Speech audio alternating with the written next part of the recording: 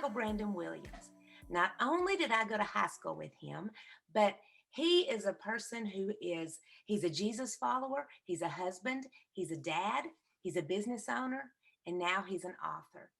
But most of all, he has a heart for sons. And whether you are in a situation where you're a single mom or you're in a situation where the mom and dad are in the home, we're going to talk about that today. Why a son needs a dad. Hello, Brandon. Hello, Tammy. I'm going to try to call you Michael Brandon, but because I called you Brandon for so many years, it might Hey, be I'll answer to that. That's okay. absolutely all You good. know, I have two sons of my own. And whenever raising sons, I have two sons and two daughters, and whenever raising sons, I will tell you that I noticed a lot more of my hair plugging up the bathroom drain at times. There were times I wanted to pull my hair out because I would be so stressed because I just didn't know what to do. So I want you to talk a little about the importance of a dad.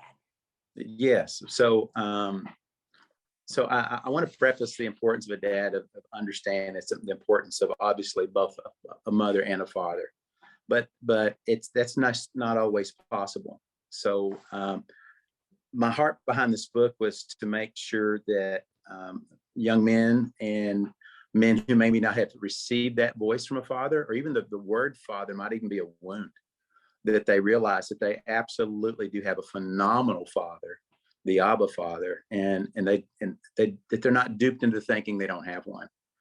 So I know in experience, and we can all understand this from the role of a parent. Sometimes it's just hard to reach your kid. I don't care if you're a mom or your dad. It's like it has to be the second or third voice. We've all had that experience when Junior has come home and they heard something that was phenomenal, and you're like, I've been saying that for years. But it was that second or third voice. And the Trail in the Woods is our ministry is to an effort to reach and equip in a way that they can see and receive that. So that. Yes, and you are so right about that second and third time, and you are thinking to yourself, I have told you that so many times. Right. Right. For my boys loved trucks. My boys loved getting dirty. They played rough. They played contact sports. They were football, baseball, you name it. They loved guns and all of that kind of thing, which I'm not opposed to getting dirty. I'm not opposed to riding in a truck, but there's a big difference between what boys like and what girls like, and I'll just cross this bridge while we're here because, with boys, a lot of times they will actually pretend that every object is a gun, and yes. it does not, it doesn't mean they're going to grow up to be a bank robber. Right.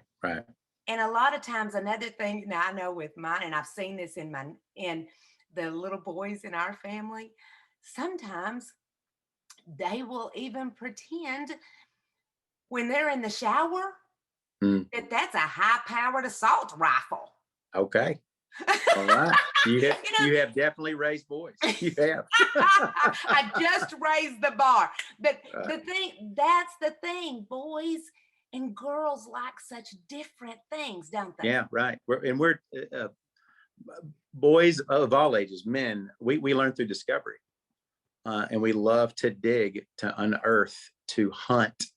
And we feel like we're in combat. And when we lose the sense that we are born to be warriors, we start losing the sense of our purpose. And that's when we get weird.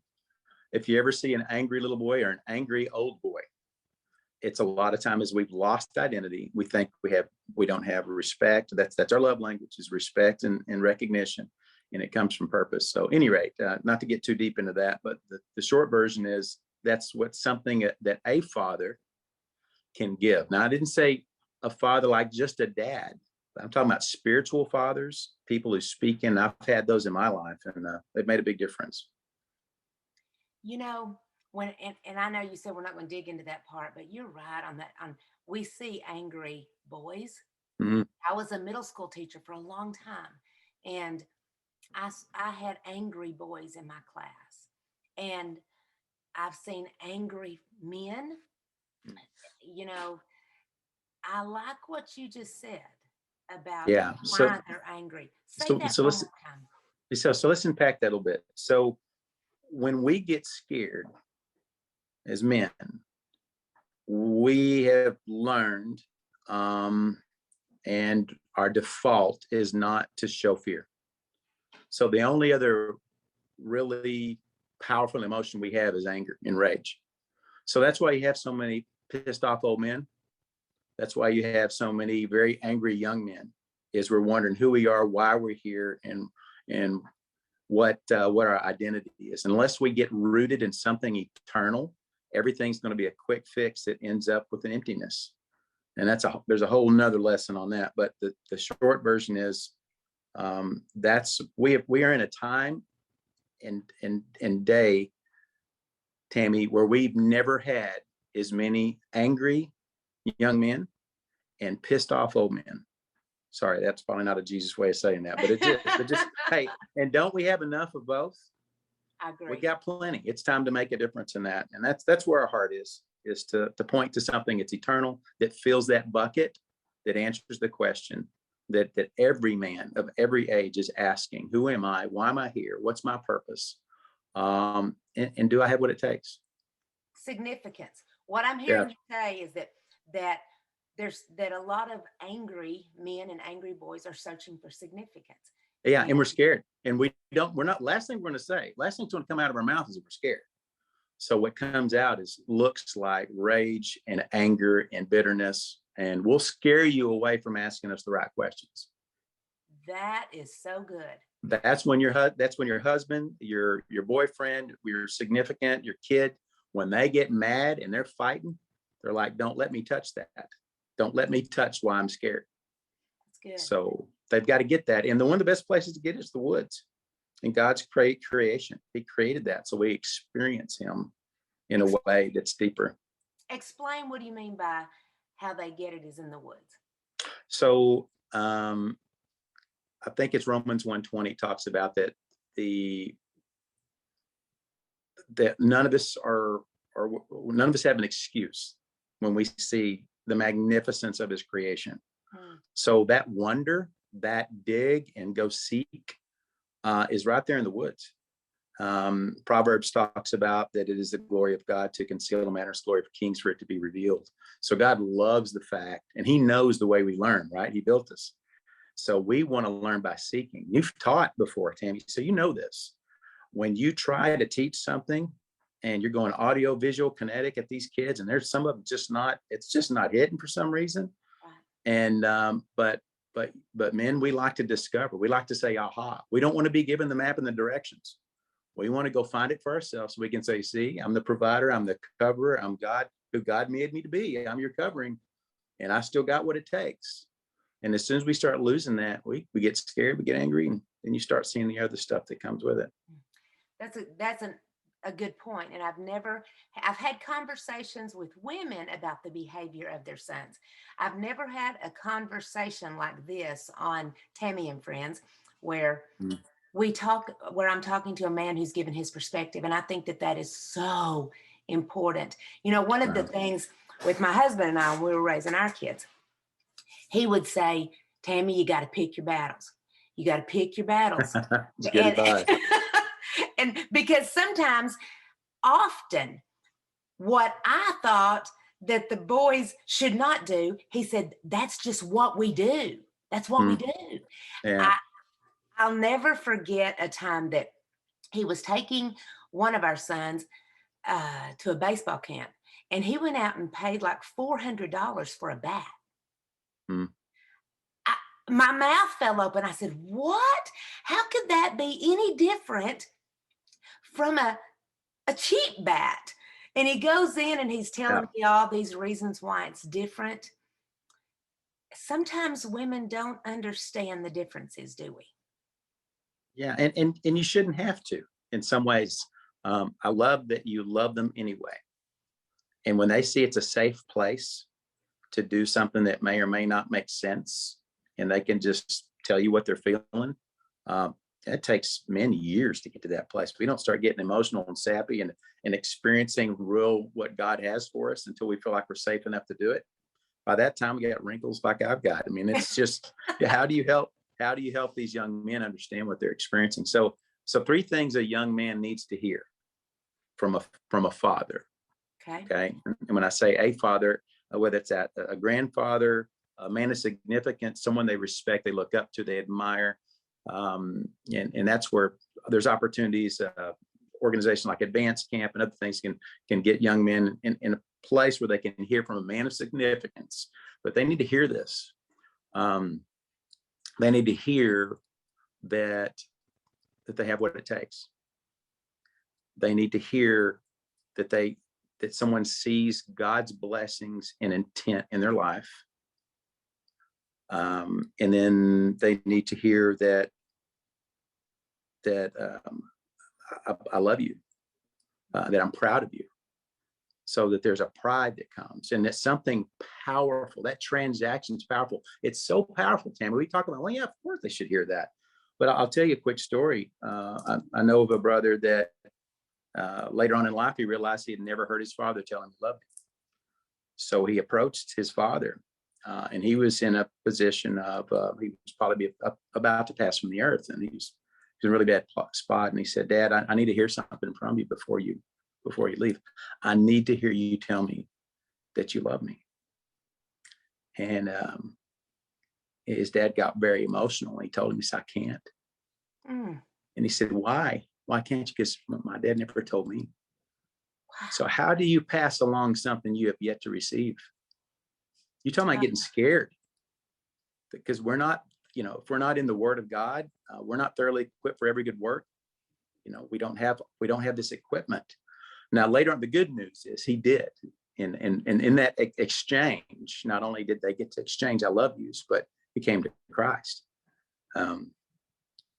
So we need to hear those things. Right. And the best way to provide those things is through Abba the Father, because he tells us that all through his word. He's given us identity. He's given us purpose. Yeah, you are equipped for every good work. You're light upon a hill. You're both heirs. You're warriors. That warrior spirit that we have to go war. We're supposed to be beating down the gates of hell. And then it fulfills that eternal thing, that scratch that we can never, that itch we can never scratch. That's something that can only be fulfilled with eternal stuff. So yeah, those are things that every man, regardless of their age, young men alike, need to hear that. And it's powerful. There's a part in the that I write that's the Aaronic priestly blessing, and there's this transaction. So there's some young men that are men that have never heard the voice of a father ever. So there's an audio portion of the trail, and part of that audio portion at the end of it is a priestly blessing, and it's a blessing from a father. It's a voice of a father, and so anyway, that's very important. You have my attention, because everything you're saying, I think everyone needs to hear today. And I know my husband is a gentleman in every way, but I see so many young men now that there's not gentlemen in them anymore. And I think it's because they haven't been taught. If you've got a older lady walking across the street and she's carrying something real heavy, or my boys are going to go to that woman and they're going to try to help her. My boys are going to open the door for a woman. Then there's lessons that my husband, it's funny, little things that men think about that women don't. And I'm going to say a few of these that come to my mind, and you chime in from a man's standpoint in just a second. A few of the things that for my husband that I see the same thing in my sons is they never sit with their back to the door. Never. If we go in a restaurant, things like that, they're not going to sit with their backs to the door. And they never ever shake a man's hand sitting down. They instantly stand up to shake a person's hand, and then they shake a hand with eye contact, and they have that firm handshake. They have things like they're all like this. You never borrow a car, that you don't fill it back Fill up. it, fill it with gas and return it. Right. That's all good Yeah. stuff. That's the code. There's a code in a lot of men. There's I had to bring this. There's a book called Manual to Manhood. It's 100 things that you need to know: how to shake a hand, how to cook a steak, and it's a great read. But it's those things that dads so want to pass along, and I say dads, spiritual dads too, that know that if we pass from this earth without passing this on, we've done our impact an injustice. So I love that your husband has been devout in making sure those young men have that legacy of this is what it looks like to be a man, to be a man of God, and to walk in his strength and cover those who are the more delicate vessel. I won't say weaker. I'll say the more delicate vessel, like fine china. Take care of them. They're valuable. You know, one of the things whenever my boys were growing up, and they still do, and I learned this a long time ago. When they were little, I would say, "Show me your muscles," and boy, they'd oh stand. yeah, that's it, man. It's on, man. And that's right. And It's on. we've got pictures of them. I mean, they're giving it all they've got when they were little, and then even when they were teenagers, they're playing football. I'd say, "Show me your muscles," and they would do that. And I can still look at my husband, and I can say, "Show me your muscles." Instantly. Instantly. I don't have yes, to think. yes. Can be in mid-sentence, right? Yeah, I mean, I don't have to get it out. He's showing me his guns. But Yeah. I remember I told my mom one time, I said, "Mama," I said, it was my stepdad. I said, "Ask him to show you his muscles." She said, "Oh, Tammy, he is not gonna do that." Now he was probably late 60s, early 70s at the time. He has since passed away. But I said, "Mama, just try it. Just try it." She said, yeah. well, she tried it. And she said, "Tammy, I couldn't believe it." She said, "When I said it, he showed me his muscles." He squared up, didn't he? I love it. I love that. And I have a nephew who lives close to me. And I can say, "Show me your muscles." And I mean, he's pulling that muscle up, and he's being raised by a single mom. And one of the things that I've noticed, and I want you to explain this to me if you can. Yeah. One of the things I've noticed with him is that whenever I drive up to their house, he's very excited that Aunt Tammy's there. And he will run outside. I love the excitement on his face. He's 9, by the way, 9. He will run out of the house. Now, he won't put his arms around me and hug me. He will come to me and stand there and wait for me to do that to him. Yeah, absolutely. He's not going to engage that way. He wants to be noticed. He wants to be approached, and he'll receive that motherly, nurturing love. But to initiate it, he wants to see you do it. Do you still love me? Is what he's saying. You still love me, don't you? You still digging me? I'm pretty cool, but I got to see you do something with that. So a mom's role is, I talk about this with our guys, but nature and nurture. So mom's role is nurture, and dad's role is nature. So sooner or later, they're going to have to go be a covering. They're going to have to go to war. And if we have not prepared them for that war, that's where you get that anger. Because what you're doing when these young men hit the world and you say, "Show me your muscles," and they don't have any, show me your spiritual muscles. Show me your equipping. Are you ready to do this? And they're like, "No, I'd rather get angry and I'd rather go do something. I'd rather go. I mean, we love to hunt. We do, but I'd rather go kill a big deer. I'd rather go out with the guys. I'd rather go play golf. I'd rather go do anything and win where I can than lose where I am every single day when I walk in this house and I'm not equipped to do what I need to do." Oh, that's really good. That's good. As a woman who, I think women who are going to listen to this, they're going to learn. They're going to learn a lot from you. As a woman who's in women's ministry, and women are always contacting me, talking to me, asking me to pray for them a lot of times, they will say things like this. And I want you to elaborate on this for just a moment. They will say to me, "My husband would rather work all day than come home. My husband would rather go golfing, then come home. It seems like he never wants to come home. Go ahead and hit that right in the Oh book, boy. Yeah. So, and give him some ideas on what to do. yeah. So the answer I have learned from my good friend, Joey White, the answer is always Jesus. So there's a hole in us that we're going to try to fill with anything this world can offer. This broken world's going to offer all kinds of goodies to go in that hole, and it's not going to fill it. So a lot of times, if it's my escape away from the responsibility that I know is awaiting at home for me, and it's just heavy, both man and wife are going to have to engage what God has for that. Because any solution I give you outside of Jesus is going to be another quick fix. It'll work for a month or two. And oh man, Tammy, we're back in the same spot. He was doing great. He was doing fantastic. Right. And the last thing the husband wants to know is his wife's talking about, man, he's almost there, but he's not there. We can just get him there. He barely has any muscles. What can we do about his muscles? He's got a muscle problem. And it's just right. And no guy wants to be talked about like that. I'd rather play golf. And I'm a horrible golfer. I hate golf, but I'd be on the course if I thought that I'm going to go home and it's the one place I can't be the man with the muscles, right? I mean, it's the same thing. It's the same thing. I just wanted you to say that because I hear that a lot. And I want to encourage women, whether it's boys, whether it's your husband, still ask him to see his muscles. Yeah. Yes. So what security is to women, respect is for me. That's right. And so you start pulling that away.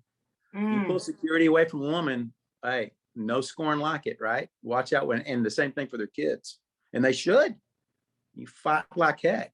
But the same thing happens with men is we feel that we've lost that respect, that role that God has given us, and we just aren't equipped for it. And that's the heart behind what we're talking about. This is how you go get what God has for you. He's got treasure for you. That's that right. Very thing you're wondering what's missing in my life. I'll tell you what's missing. All the treasure God, it's not just salvation. That's how we get started. There's so much more. Don't miss it. We serve the God of, but wait, there's more. And gold. Just keep going and getting it. Go back to that bucket. It's endless. It's shaking down, overflowing. It's in your lap. It's all over the floor. It's everywhere. Don't just go get your salvation and get just this other side of hell. Go get something that's eternal and it's abundant. He came to give us life and life abundant in this life and the next one. This ain't Looney Tunes. We're not going to be on clouds playing harps after this is over. We're going to have jobs. We're going to have things to do. And there's purpose in it. It's eternity. It's victory. Anyway, I get weird. It's good stuff, though. You know what? That's good stuff. That's what that is. I knew that whenever I asked you to be on here, that I would just want to keep talking to you because I knew that you would be an awesome guest with the kind of information. Wow, thank you. Thank you. The kind of information that is valuable. So as we close today, I want my listeners to know how to get this book. I want to know what the name is, how to get it. If you've got a website, give them all the information, Michael Brandon. Okay, thank you. So you can go to www.thetrailinthewoods.com. You can check out, we're going to be giving, that'll be the 28th that we give some of those, but we'll be giving away books every now and again. So check out #Trail in the Woods. And we're on Amazon. And then if you've got ministries or things coming up that you need just equipping for young men, we partner with a ministry called Advance Camp, where they're working with fatherless young men. These are the sons of single moms, and teaching them how to mow a lawn, how to fix a bike, how to work in metallurgy. And man, they just voracious. Get them in the woods, teach them how to steward God's creation. And they eat it up. Spear Outdoors is another one that does that kind of work with young men. And this is how you do this. And that's those muscles. That's equipping them. And then they get to be spoken into by men of significance. So anyway, I wanted to talk about those because the books, we love to get the book out, but we also want to have purpose with it. And then to answer some of the questions of your viewers and moms. So this is great. Tell me, how do they find you on Facebook? Just look #The Trail in the Woods. and then it's going to come up for this. If you Google hashtag the Trail in the Woods, it should pop right to our Facebook page or to our website, either one. Thank you so much. I appreciate you for putting me on your show. Thank you.